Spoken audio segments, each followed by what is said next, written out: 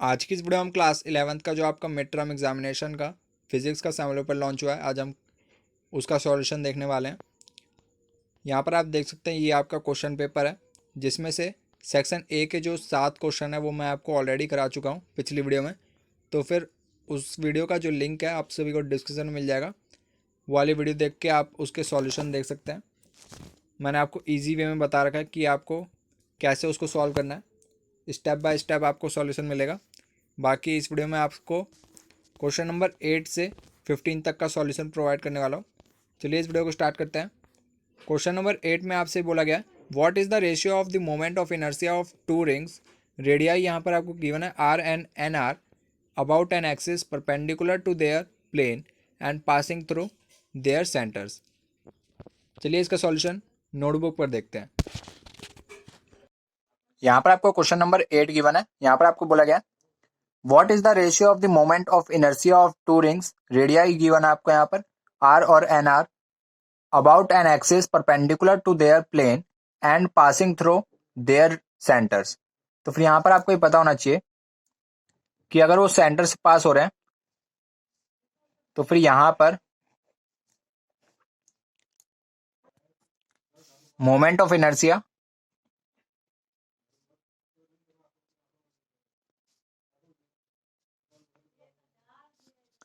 At the centre ये हो जाएगा आपका एम आर स्क्वायर। अब यहाँ पर आर आपका रेडियस को रिप्रेजेंट करता है और यहाँ पर आपको एक रेडियस गिवन है आर और दूसरी गिवन है एन आर। तो फिर यहाँ पर हम क्या करते हैं, एक बार यहाँ पर डाल देते हैं आर स्मॉल आर का स्क्वायर और सेकंड कंडीशन में हम यहाँ पर आर के लिए डाल देते हैं एन आर। तो फ्री हो जाएगा आपका एम एन आर इस पूरे का होल स्क्वायर।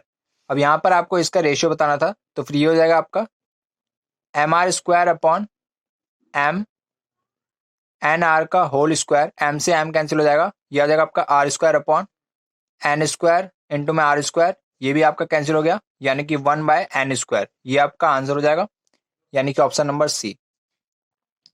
यहाँ पर आपको क्वेश्चन नंबर 9 गिवन है। यहाँ पर आपको बोला गया a boy standing on a rotating disc stretches out his hand the angular speed will be. यहाँ पर आपको एंगुलर स्पीड बतानी है कि एंगुलर स्पीड में क्या होगा, डिक्रीज होगा, इंक्रीज होगा या फिर विल नॉट चेंज या फिर नन ऑफ दिस। तो फिर यहाँ पर आपका जो ऑप्शन नंबर ए है ये आपका करेक्ट हो जाएगा। यहाँ पर जो आपकी एंगुलर स्पीड होगी वो यहाँ पर डिक्रीज करेगी। यहाँ पर जो आपका क्वेश्चन नंबर 10 है इसमें आपको ये बोला गया है a bullet of mass M moving with a speed V strikes on a wooden block of mass M and gets embedded into it. The final speed is, यहाँ पर आपको फाइनल स्पीड बतानी है। और यहाँ पर आपको बोला गया आपके पास एक बुलेट है, जो बुलेट है वो फायर करती है। यहाँ पर ये आपकी बुलेट है।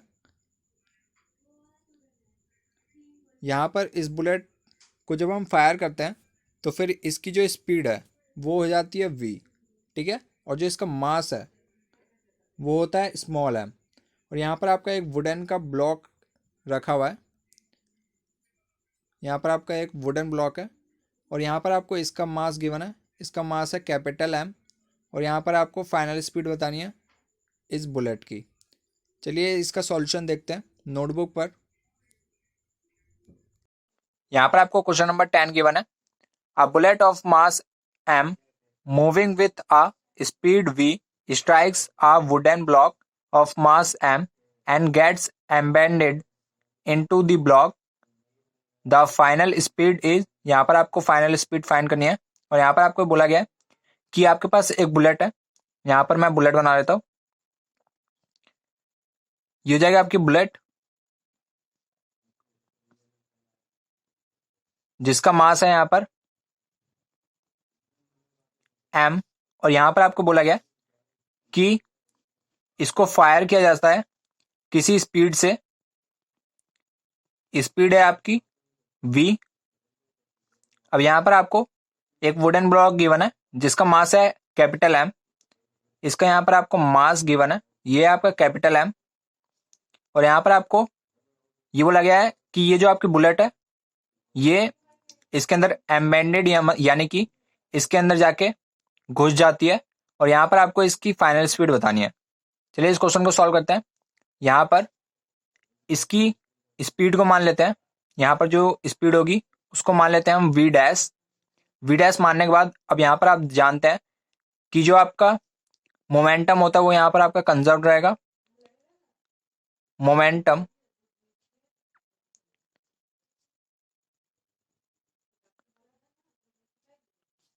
Is conserved. अब यहाँ पर इनिशियल मोमेंटम आपका फाइनल मोमेंटम के इक्वल हो जाएगा। अब यहाँ पर जो आपका इनिशियल मोमेंटम है वो होगा आपका मास इनटू वेलोसिटी, यानी कि एम इनटू वी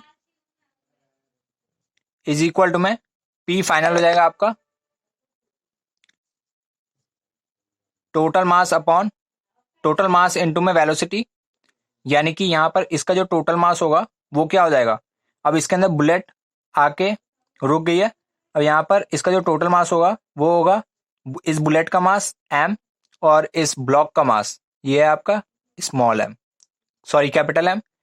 इस ब्लॉक का मास कैपिटल एम और इस बुलेट का मास स्मॉल एम, इन दोनों को ऐड कर देंगे, यह आ जाएगा आपका total mass M plus M, और यहाँ पर आपकी जो वेलोसिटी होगी वो होगी वी डैश। अब यहाँ पर हमें वी डैश की वैल्यू चाहिए, यहाँ पर आपको फाइनल स्पीड बतानी थी, तो फाइनल स्पीड क्या हो जाएगी M V upon M plus M, यानी कि ऑप्शन नंबर ए यहाँ पर आपका करेक्ट आंसर हो जाएगा। उम्मीद करता हूँ आपसी का क्वेश्चन समझ में आया होगा।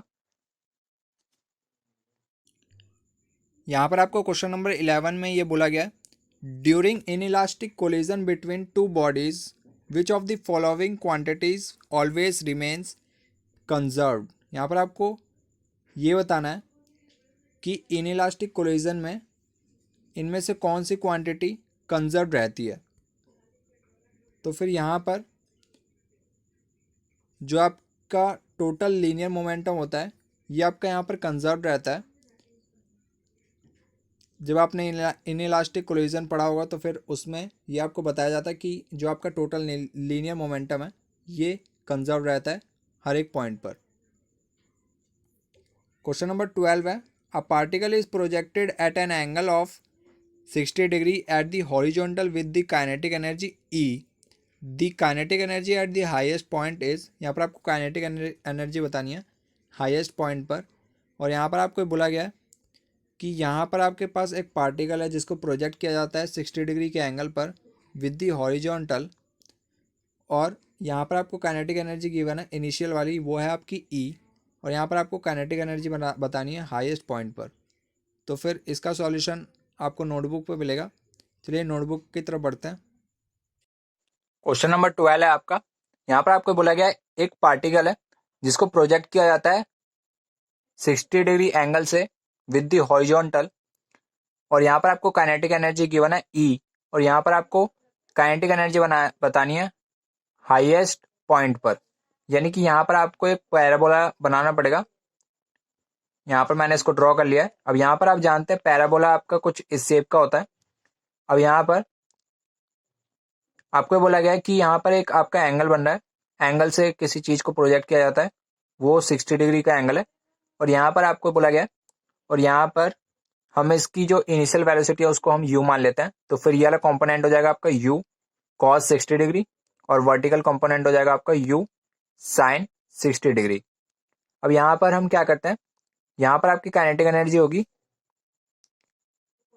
Half M U square initial point पर, और यहाँ पर जब ये मैक्सिमम हाइट जब ये अटेंड कर लेगा, यानी कि यहाँ पर जो आपका काइनेटिक एनर्जी होगी वो क्या होगी, तो फिर यहाँ पर ये वाला कॉम्पोनेंट हो जाएगा आपका u cos 60 डिग्री, यानी कि यहाँ पर से आपको वेलोसिटी पता लग गई u cos 60 degree highest point पर, और यहाँ पर से जो आपकी काइनेटिक एनर्जी हो जाएगी वो हो जाएगी half M U cos 60 degree इस पूरे का होल स्क्वायर, यानी कि half M U cos 60 degree, यानी कि ये हो जाएगा आपका u/2 इस पूरे का होल स्क्वायर, यानी कि ये हो जाएगा आपका 1/2 एम यू स्क्वायर बाय 2, यानी कि ये हो गया आपका 1/4 एम यू स्क्वायर। यानी कि आप यहां पर से देख सकते हैं, अगर यहां पर आपको बोला गया था कि जो आपकी इनिशियल काइनेटिक एनर्जी है उसको यहां पर ई से डिनोट किया गया है, तो फिर यहां पर इसको जब ई से डिनोट किया गया है, इसको हम मान लेते हैं ये ई है, और यहां पर ये जो आपका 1/4 आया, इसको हम ऐसे लिख सकते हैं 1/2 M U square multiply by 1/4, और इसको हम ले सकते हैं ई मल्टीप्लाई बाय 1/4, यानी कि e/4 आपका यहाँ पर आंसर हो जाएगा, यानी कि ऑप्शन नंबर बी। उम्मीद करता हूँ आपसे अगला क्वेश्चन समझ में आया होगा। यहाँ पर आपको क्वेश्चन नंबर 13 गिवन है, और यहाँ पर आपको बोला गया according to work energy theorem the work done by the net force on a particle is equal to the change in its. यहाँ पर आपको बोला गया है कि आपने वर्क एनर्जी थ्योरम पढ़ी होगी, और यहाँ पर वर्क एनर्जी थ्योरम अगर आपने पढ़ी है तो फिर यहाँ पर आपको बोला गया है, यहाँ पर आपको ये बताना है कि according to work energy theorem the work done by the net force on a particle, जो वर्क डन होता है नेट फोर्स किसी पार्टिकल पर, तो फिर वो इक्वल होता है change in it's kinetic energy, linear momentum, potential energy या लीनियर एक्सीलरेशन। तो फिर अगर आपने वर्क एनर्जी थ्योरम पढ़ी है तो फिर आप इसका आंसर आसानी से बता सकते हैं। जो आपका वर्क एनर्जी थ्योरम होता है इसके हिसाब से जो आपका चेंज इन काइनेटिक एनर्जी होता है, ये इसका यहाँ पर आंसर होगा। डेल्टा के ई से इसको रिप्रेजेंट किया जाता है। क्वेश्चन नंबर 14 में आपको बोला गया swimming is possible on account of, swimming जो है वो किस के बिहाफ पर पॉसिबल हो पाता है, न्यूटन के थर्ड लॉ पर, थर्ड लॉ ऑफ मोशन, या फिर फर्स्ट लॉ ऑफ मोशन, या फिर सेकंड लॉ ऑफ मोशन, या फिर फोर्स ऑफ ग्रेविटेशन। तो फिर यहाँ पर जो आपका थर्ड लॉ ऑफ मोशन है, एक्शन एंड रिएक्शन, तो फिर ये आपका यहाँ पर करेक्ट आंसर हो जाएगा। क्वेश्चन नंबर 15 में आपसे बोला गया a body whose momentum is constant must have constant, जो आपका मोमेंटम होता है अगर वो आपका कांस्टेंट है तो फिर आपको इसमें बोला गया है कि उसका और क्या कांस्टेंट होगा। तो फिर यहाँ पर मैं आपको बता दूँ, मोमेंटम का आपने फॉर्मूला पढ़ा होगा। मोमेंटम का फॉर्मूला होता है mv, यानी कि मास इनटू वेलोसिटी, और मास इनटू वेलोसिटी यानी कि जो आपका मोमेंटम होता है वो मास और वेलोसिटी पर डिपेंड करता है। तो फिर यहाँ पर आपका जो मास होता है वो वेरी नहीं करता, जो आपका वेलोसिटी होता है वो वेरी करता है। तो फिर यहाँ पर जो आपका वेलोसिटी होगा ये यहाँ पर आपका आंसर होगा। अगर मोमेंटम कांस्टेंट है तो फिर उसकी जो वेलोसिटी होगी वो भी यहाँ पर कांस्टेंट होगी। तो फिर यहाँ पर ऑप्शन नंबर ए आपका करेक्ट आंसर हो जाएगा। उम्मीद करता हूँ जितने भी क्वेश्चन मैंने आपको आज कराए हैं आपको ये वाले सारे के सारे क्वेश्चन समझ में आएंगे। तो इस वीडियो के लिए लाइक का बटन जैसे दबा देना, और अगर आप हमारे चैनल पर नहीं हो तो फिर चैनल जैसे सब्सक्राइब कर लेना। बाकी के क्वेश्चन की वीडियो आपको जल्द मिलेगी। कमेंट करके जरूर से बता देना आपको इस वीडियो का अगर कोई सा क्वेश्चन समझ नहीं आया तो फिर मैं आपको दोबारा से उसका सॉल्यूशन बताने की कोशिश करूँगा। चलिए इस वीडियो में इतना ही, बाकी मिलता है आपसे नेक्स्ट वीडियो में किसी ने डॉक्टर साथ। तब तक ले जय हिंद, जय भारत।